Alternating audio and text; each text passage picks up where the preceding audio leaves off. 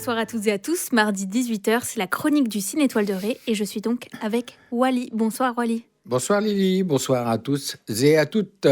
On commence comme chaque mardi par le podium de la semaine passée. Alors non, Ah mince. on commence par dire que c'est le dernier jour du printemps du cinéma, qu'il faut vous dépêcher. Bon, vous écoutez quand même la chronique, Oui. mais après, tout de suite après, vous allez au cinéma. Vous avez encore le temps d'aller voir au moins un film à 5 euros, puisque tous les films pendant le printemps du cinéma étaient à 5 euros. Et en plus, c'était le Festival du court-métrage. Voilà. Et donc, à la place des publicités de M. Point de suspension, eh ben, vous aurez le droit à des courts-métrages qui sont quand même beaucoup plus rigolos. Alors les films que vous pouvez aller voir ce soir, ce sont à 20h30, Karaoké de Ben Lassen avec Michel Larocque et Claudia Tagbo. Vous pouvez aussi aller voir à 20h45, Il reste encore demain, en VOSTFR de Paola Cortellesi. On va en parler parce que il fait partie du top 5. D'accord. Et à 21h, Bye Bye Tibériade de Lina Saoulem, qui est aussi en VO sous-titré français. Oui. Donc, justement, il y aura pas mal de... Cette semaine, il y aura pas mal de films en VO, pas mal de films, ce qu'on appelle arrêt-essai. Et en fait, c'est dû au fait que les vacances sont finies, les vacances de Pâques ne sont pas encore commencées. Et donc, en fait, on en profite pour passer des films classés arrêt-essai. Oui. Donc, pas mal de films en VO. Et ce qui veut rien dire, ce qui veut dire que classé à RSS, ça ne veut pas dire chiant. C'est ça que je voulais dire. Au contraire. Quelquefois, mais pas la plupart du temps, non. Voilà. Donc, on revient sur le podium de la semaine. Le podium, en fait, c'est un vrai podium puisque on n'a que vraiment 3 films qui se dégagent. Il reste encore demain vraiment un super film. Et c'est vrai que ça fait plaisir de voir que des films comme ça remplissent, pas tout à fait, mais remplissent quand même les salles.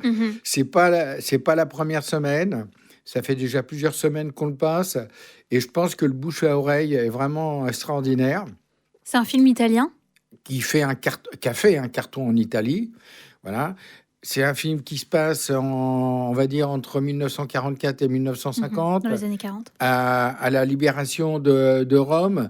C'est tourné comme un film de ce qu'on appelle les classiques italiens, Fellini, Vincente, et le réalisme, le néo-réalisme italien. Je pense à Rome ville ouverte ou la Strada ou des trucs comme ça. Et en fait, c'est l'histoire, donc, juste à la libération d'une femme, mais des femmes, de manière générale, qui se débrouillent pour faire nourrir la famille, la faire vivre, et sont souvent en but au machisme de cette époque-là, notamment en Italie. Donc, toujours sur le podium. Super film qui est classé premier. Donc, cette semaine. Wow. La devant Dune 2 ? Non, devant Heureux Gagnant. D'accord. Donc, on a toujours en ce moment pas mal de gens pour aller voir des comédies françaises. J'étais de caisse, moi je crois que c'était dimanche justement. Et il y avait Cocorico, Karaoké. Et donc là, Heureux Gagnant fait une bonne semaine. C'est sa première semaine, donc on va voir si ça continue. Et puis après, il y a Dune. Qui se tasse vraiment, puisque quand j'étais de caisse, franchement, on avait la grande salle pour Dune et il y avait vraiment pas grand monde. Bon, ils devaient être bien confortables. Ils ont dû être tout à fait. Mais c'était dimanche et il faisait beau. Il faisait super beau. Franchement, ça donnait. On a quand même souffert pendant ces mois-ci, sauf le cinéma qui a cartonné. On en a profité. Et c'est vrai que ça faisait plaisir d'aller se balader, de mettre les pieds sur la plage. Voilà. Donc, on leur en veut pas. Mais voilà. Donc, il reste encore demain. Vraiment, profitez-en. Heureux Gagnant et Dune. Qu'est-ce qu'on peut aller voir cette semaine, Wally ? Alors, il y a pas mal de films à réessayer. Donc, attention, regardez bien le programme parce que bon, la plupart, enfin pas la plupart, une bonne partie de ces films en arrêt essai, comme Il reste encore demain, Scandaleusement vôtre, La La mère mère de de tous tous les les mensonges mensonges, La salle des profs, et Dune. Dune. Enfin, Ouais. Dune, c'est pas un arrêt essai. Enfin, tous ces films-là ont des versions françaises et des versions Sous-titré en français. sous-titrées en français. La mère de tous les mensonges, d'ailleurs, c'est que en VO, sous-titré français. La Mhm. salle des profs aussi. Donc attention, Vous pourrez retrouver le programme détaillé sur le le site site du Ciné internet. Étoile Dorée. Voilà. Donc c'est toujours pareil avec ce type de film. Il y a des gens qui aiment bien les voir en VO et d'autres qui aiment mieux Mieux les voir la voir version française. en version française. Donc faites bien attention. Alors, bon, évidemment, donc on recommence avec Il reste demain, regagnant Dune. La vie de ma mère avec Agnès Jaoui. Vraiment, je sais, le film a dû être fait avant son César d'honneur, mais là, en ce moment, on la voit pas mal. Hein. Mhm. Et c'est avec aussi William Lake Bill sur une mère qui est atteinte de bipolarité, Voilà. donc sa relation avec son fils. Ouais. Bon, la salle des profs, c'est pareil. Il y a en ce moment, je ne sais pas si c'est à la mode ou si c'est lié au problème de l'éducation, de l'éducation nationale en France, mais on voit quand même pas mal de films ces derniers temps sur les profs, les élèves. Alors là, c'est pas un film français, c'est un film Non. d'Europe de l'Est, je dirais. Oui, tout à fait. Scandaleusement vôtre, c'est un film qui se passe en 1920. En fait, une comédie, une comédie policière. Oui. On peut dire Anglaise. ça. Oui. Évidemment, ça se passe aussi avec les problèmes avec l'Irlande en 1920. Mhm. Et en fait, bon, il y a une femme qui est un peu qui est policière et qui enquête sur une série de lettres anonymes et dont évidemment celle qui a tout de suite accusée, c'est celle qui dénote un peu dans la campagne Mhm. anglaise, c'est une Irlandaise, forcément. Mhm. 1920, il faut rappeler quand même que c'est un des grands moments de la lutte de libération de l'Irlande vis-à-vis de l'Angleterre. Il y a des luttes armées, il y a eu des morts, beaucoup, beaucoup. Hein. Et donc, en fait, bon, il y a tout cet arrière-plan, un peu comme avait fait Ken Loach avec deux, trois de ses films. Donc, Scandaleusement vôtre avec Olivia Colman. Et puis, il y a aussi La mère de tous les mensonges. C'est un film marocain, je crois. Alors, attendez, j'ai oublié. Oui, c'est ça. Histoire oubliée au Maroc. Voilà. Donc, en fait, c'est une femme qui revit un petit peu... C'est un documentaire. Oui, oui, c'est vrai. C'est plus un documentaire. Mais enfin, bon... Elle revit un petit peu et ça fait remonter à la surface un certain nombre de choses Mhm. quand elle va revoir ses parents qui font des maquettes de leur rue à l'époque. Un autre film qui n'a rien à voir avec les films d'art et essai qui va sortir, c'est SOS Fantôme. Donc, Ah oui, pas du tout arrêt essai pour le coup. non. Donc, Grosse production de grosse Gilles Kenan. production, voilà. Bon, pour ma génération, la génération de mon fils, c'est vraiment un classique, Oui, hein, avec un générique et une chanson. que vous allez nous interpréter Ah tout non, de non. suite. Non, non, tu dois l'avoir dans tes fichiers.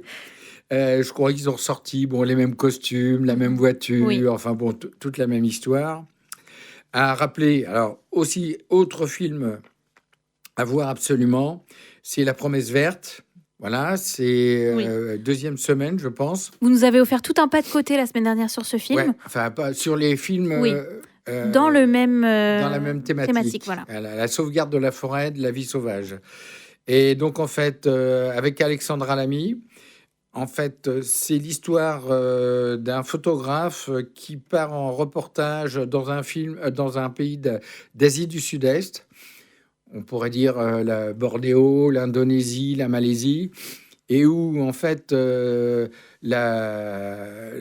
gouvernement et les grandes multinationales de l'agroalimentaire déforestent à tour de bras des milliers d'hectares. Et lui, il fait un reportage justement sur les gens déplacés, le fait que la nature est complètement érasée. Tout ça pour faire quoi? Pour produire de l'huile de palme.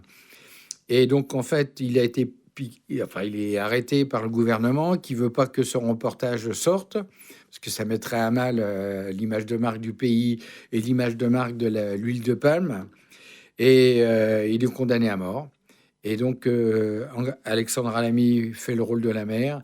Et donc, c'est l'histoire de son combat pour sauver son fils et pour faire émerger un petit peu le problème de l'huile de palme, avec tous les soucis que ça peut avoir au sein d'un gouvernement français ou de l'Ouest européen, et le lobby de l'huile de palme. Mhm.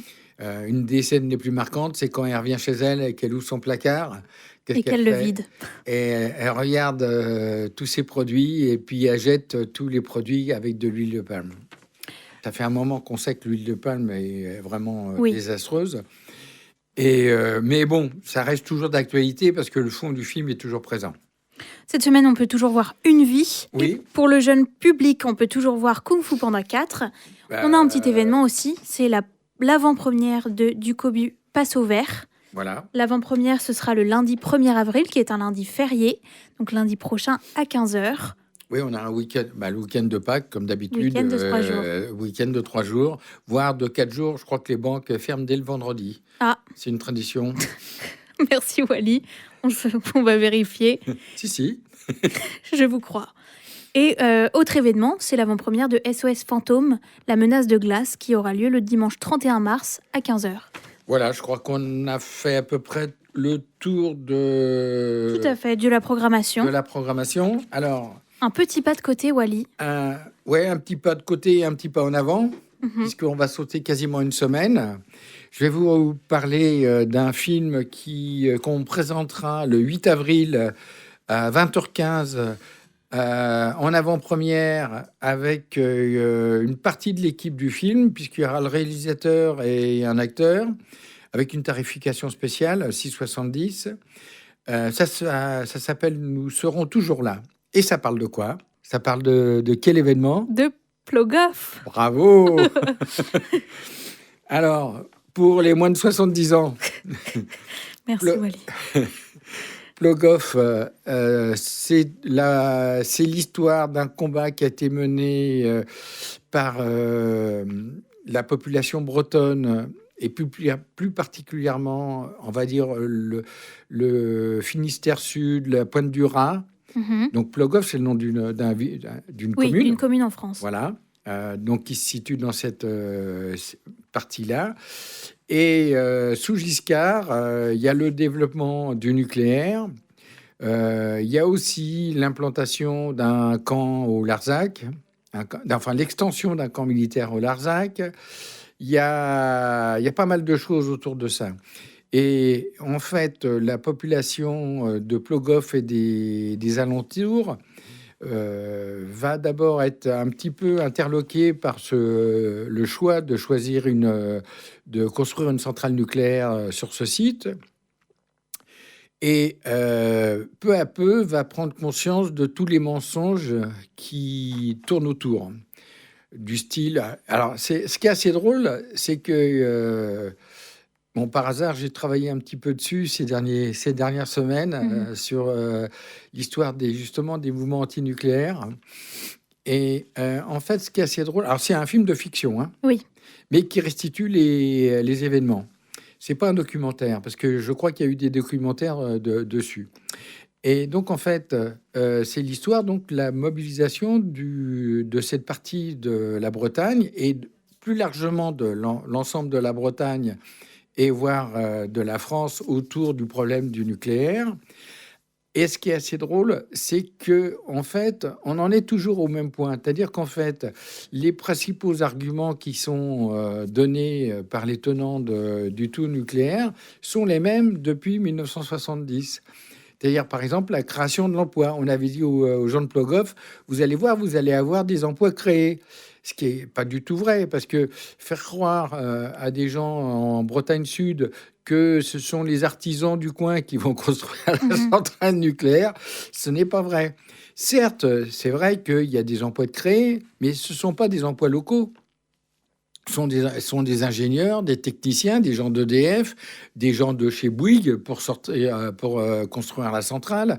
Donc en fait, il y a un peu ça. Alors déjà à l'époque, il n'y avait pas eu ni Tchernobyl, ni Fukushima, ni le nuage qui s'était arrêté Pile à la frontière. pile à la frontière française. Quelle chance. Et donc on revoit un peu tous les mensonges qui étaient faits.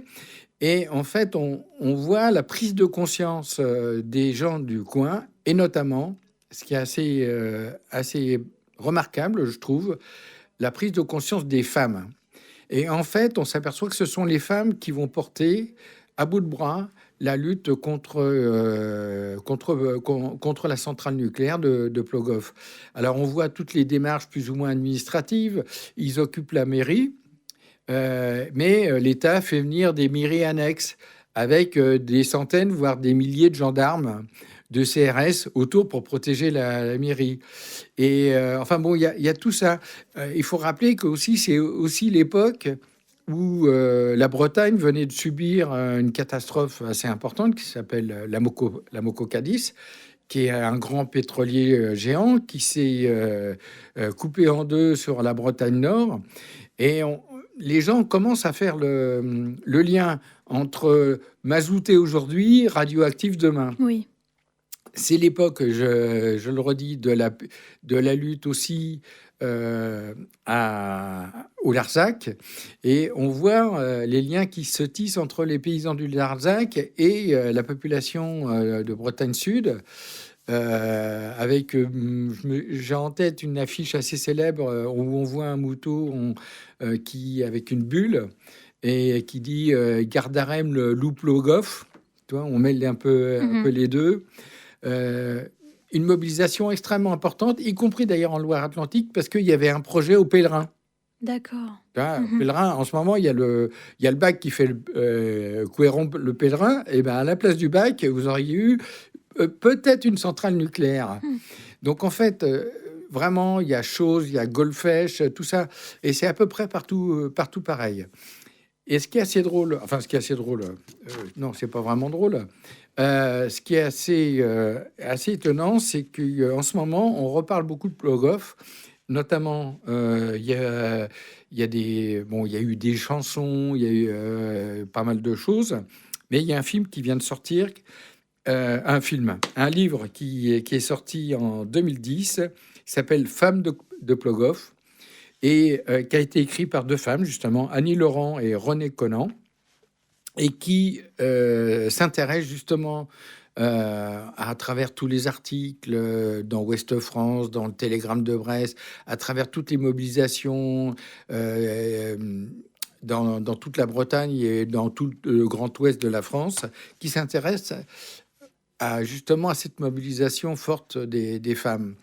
Et notamment, elles étaient jamais derrière, elles étaient toujours devant, y compris lors des affrontements avec la police.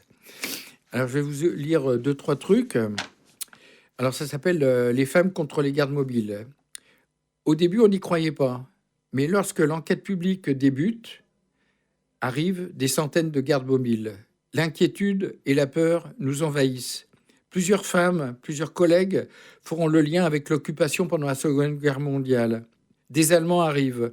L'intensité des affrontements est très bien restituée dans les propos. C'était terrible. Cette nuit-là, ça a été terrible. Dans la cour de la mairie, on ne savait plus où aller. On était tous affolés. Un peu plus loin, enfin, il y a un autre extrait. Il y a... Alors, évidemment, il y a les deux auteurs eux, oui, évidemment, s'intéressent aussi à l'autre côté, c'est-à-dire aux côtés des forces de l'ordre, aux côtés de l'État. Et en fait, ils ont interviewé, ils ont retrouvé des anciens gardes mobiles, tout comme ça. Et bon, on était dans les années 74 et il y avait quelques bas du front. Donc, en fait, en plus de la violence physique, il y avait une agression verbale vis-à-vis des femmes. Tu vois ce que je veux dire? Bon, mais malgré tout, des gestes déplacés, très déplacés. Ouais, vulgaires, des insultes, enfin bon, voilà. Mais ce qui est assez intéressant aussi, c'est que ça a laissé des traces. Ça a laissé des traces.